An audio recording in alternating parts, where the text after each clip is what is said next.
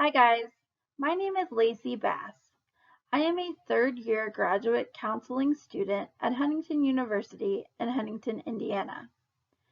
I am currently in a crisis and trauma counseling class, and today's topic that I would like to discuss with you is grounding techniques and how it relates back to trauma.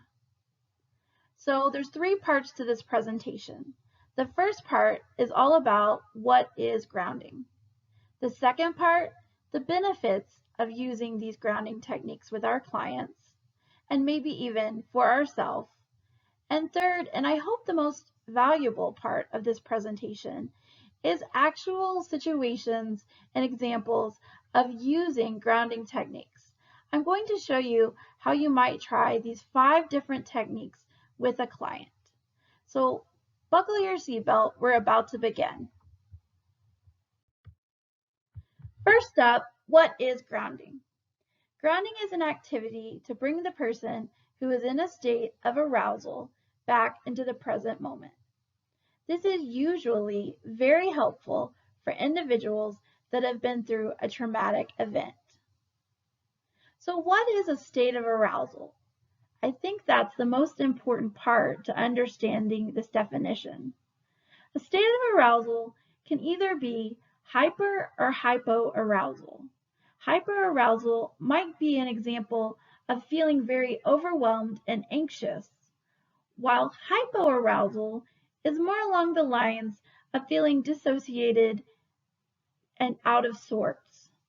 They're both a state of arousal, but it's different depending on the individual and their situation. However, for those individuals who've been through trauma or traumatic events, both are common symptoms. All right, up next is the benefits to grounding. Grounding helps reduce anxiety and also deal with dissociation. So those states of arousal that I was just talking about, these techniques will help reduce or eliminate those feelings of anxiety or dissociation, which brings the individual back into the present moment. So you want the individual to feel like they're sitting with you, like they really are in the therapy room, instead of stuck in an anxious feeling or maybe in a far, far away land that they don't understand.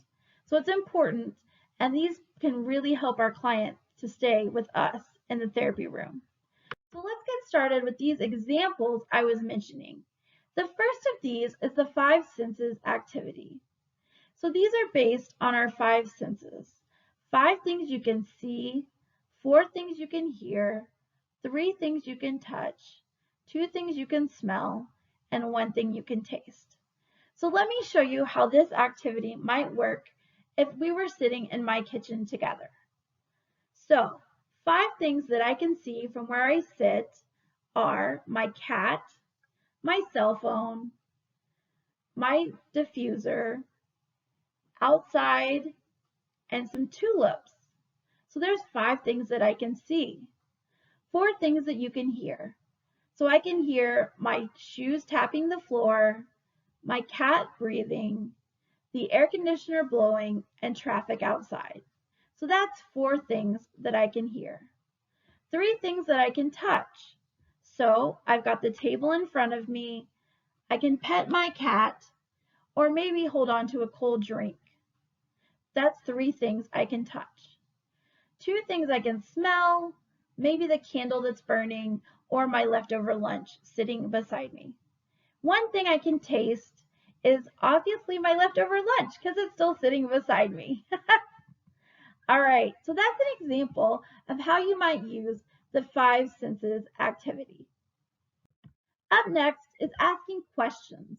This may seem kind of simple, but it's also vital to bringing the person back.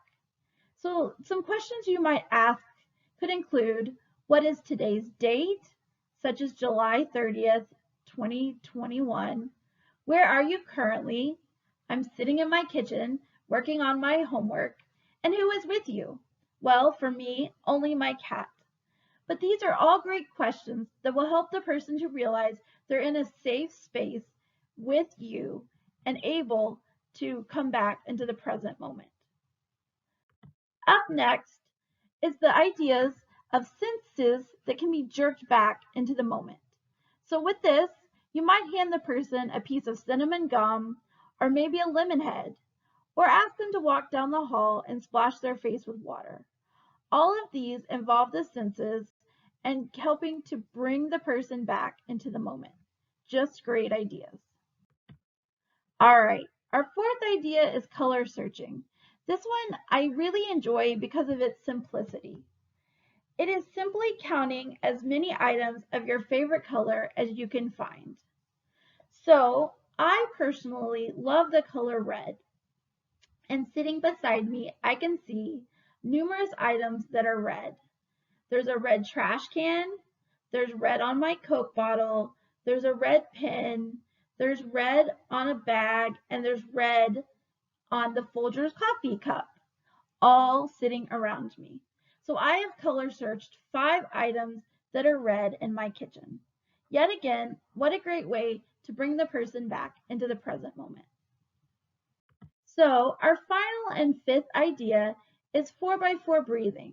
This sometimes is referred to as square breathing, but I like this version a little bit better because it's all 4s. So what you do is you breathe in for 4 seconds, hold for 4 seconds, breathe out for 4 seconds, and repeat 4 times. So let's take a minute and try this one out. So breathe in for 4,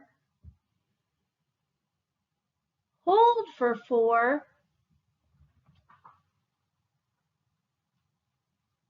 breathe out for 4, and repeat 4 times. Breathe in for 4, hold for 4, out for 4,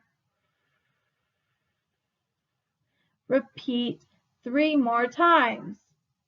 Breathe in for 4, hold for 4, out for 4, repeat. Breathe in for 4, hold for 4, and out for 4. And that's 4 times of our deep breathing. What a great idea to help calm any anxieties or fears. Well, that's it for today. I just want to thank y'all for taking the time to come out and watch my video. I hope that you were able to learn some new ideas on grounding. I hope you learned what grounding is all about, why you should try it with your clients, and then take one of my ideas and try it. Sit down with your client and work together to build the present moment as a safe and wonderful place to be. Thank you.